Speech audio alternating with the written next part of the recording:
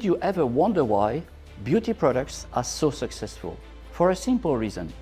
Recent findings in neurosciences have demonstrated that we seem to be pre-programmed to love beauty.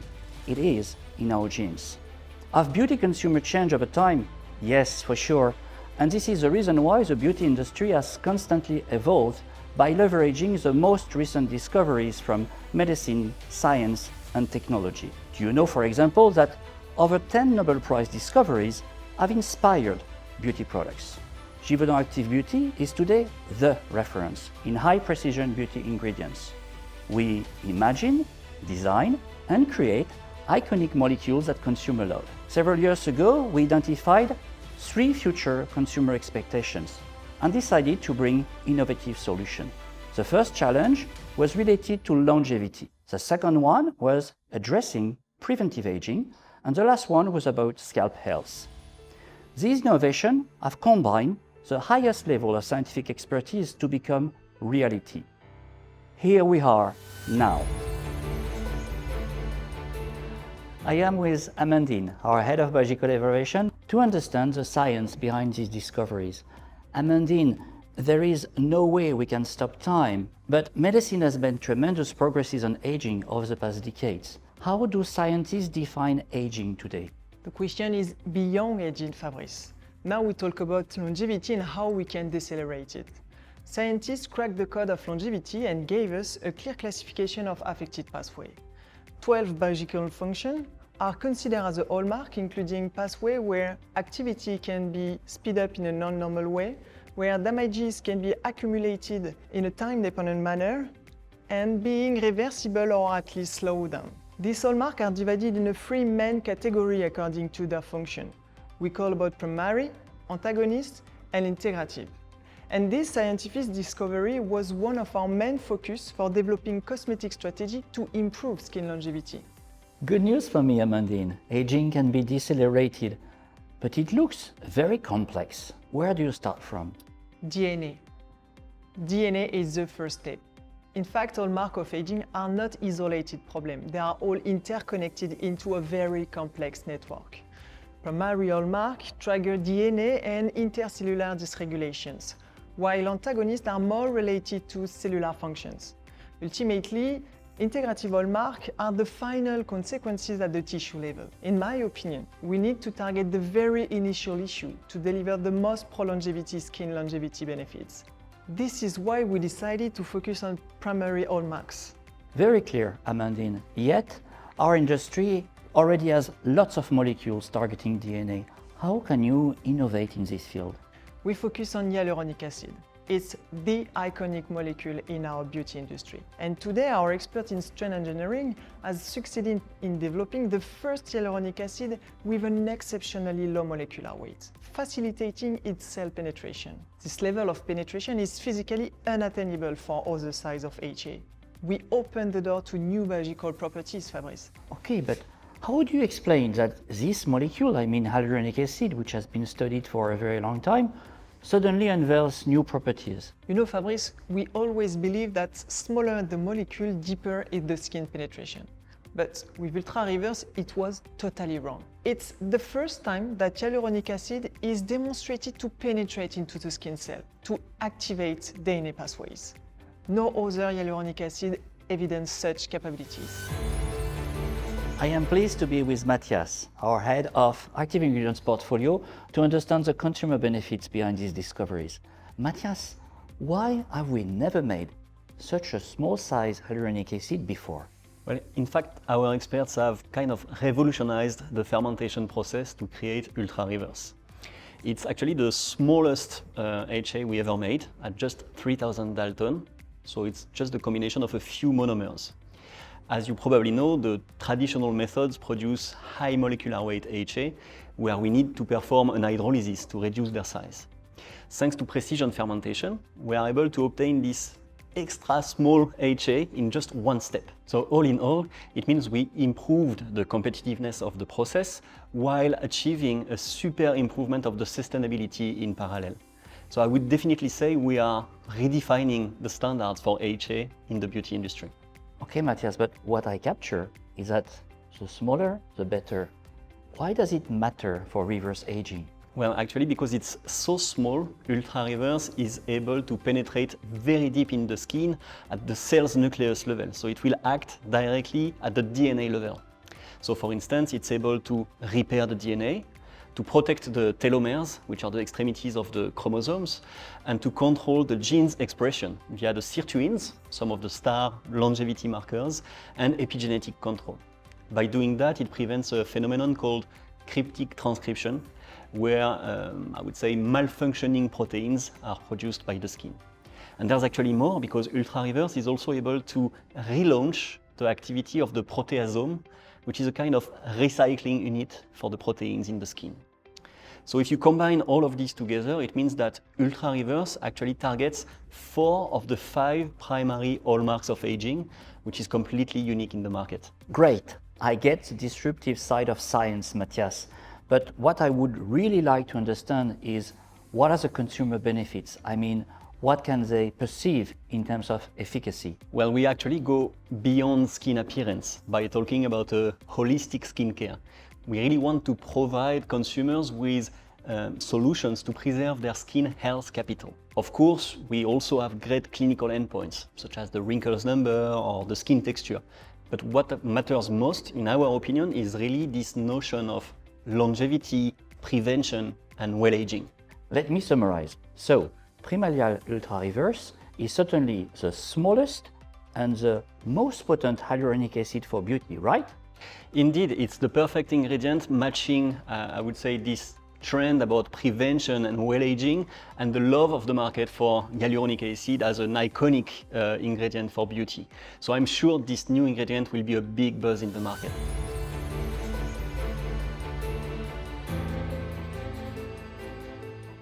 Amandine, we just talked about a big bet for senior consumers, but there is also a big trend among younger ones. They want preventive aging today. Yes, but there is age and age. This is not because you are young that you are not getting into the aging process. Your question, Fabrice, is more relative to premature aging, which highlights how external factors can accelerate aging signs at the earlier stage of the life. Preventive aging can be viewed as a cosmetic strategy aimed to limiting the age dysregulation before they occur. And one of the skin parameters that you can detect earlier is invisible spots, which are spot precursors that are not yet visible at the skin surface but detectable. Thanks to that, we can now address issues that are not yet apparent. So you are dealing with invisible signs of aging. How can you scientifically explore some things that you don't see but that will happen upon time? In science, there is one rule. The more you explore, the more you discover, and the scientific reality is far more complex than we once believed.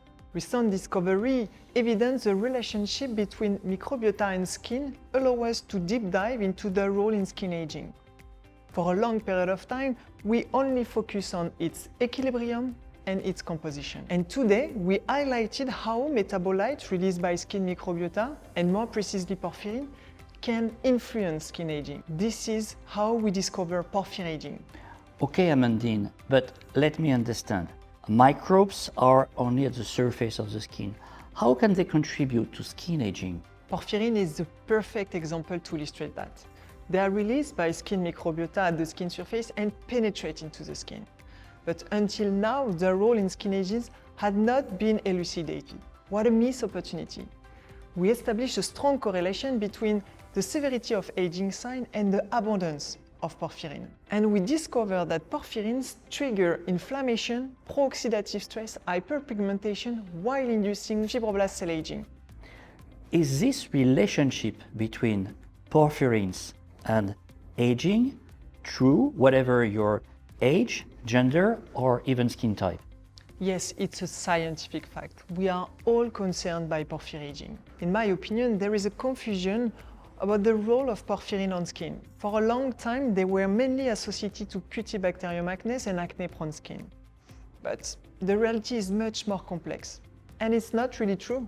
Multiple strains can produce porphyrin at the skin surface. For example, Corynebacterium is known to produce porphyrin at the skin surface. And these genus tend to increase with age, suggesting a potential rise of porphyrin level as well. Welcome back, Matthias.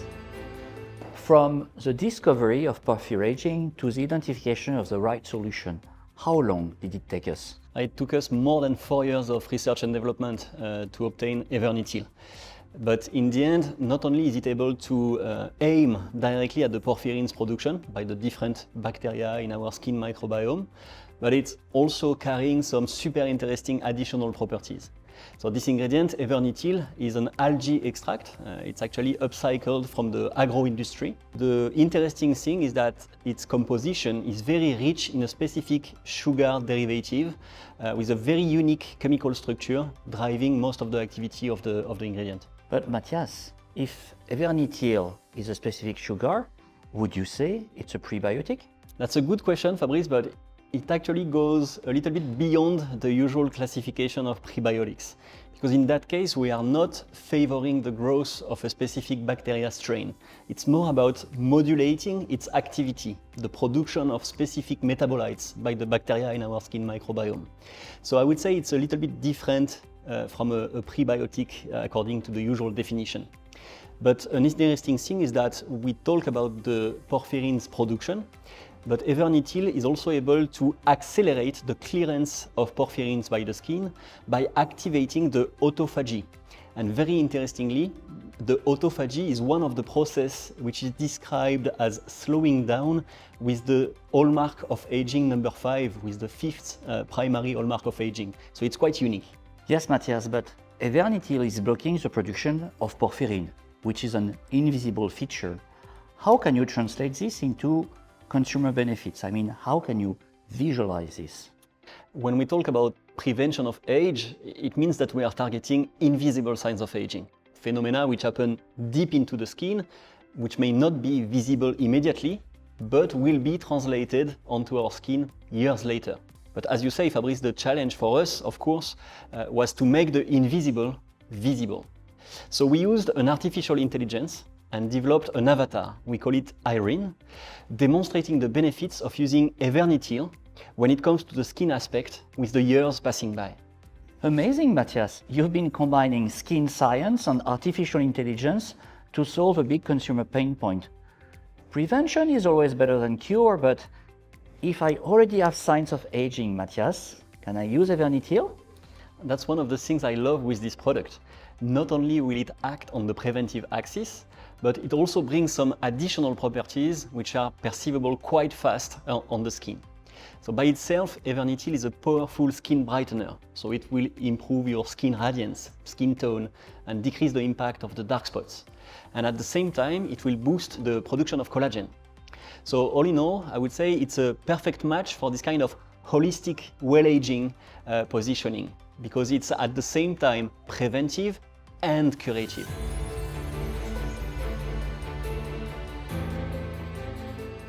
Beyond skin aging, Amandine, would you see other possible applications for the regulation of skin microflora? Because I remember 15 years ago, talking about skin microbes was almost a taboo. Yes, it's right, Fabrice.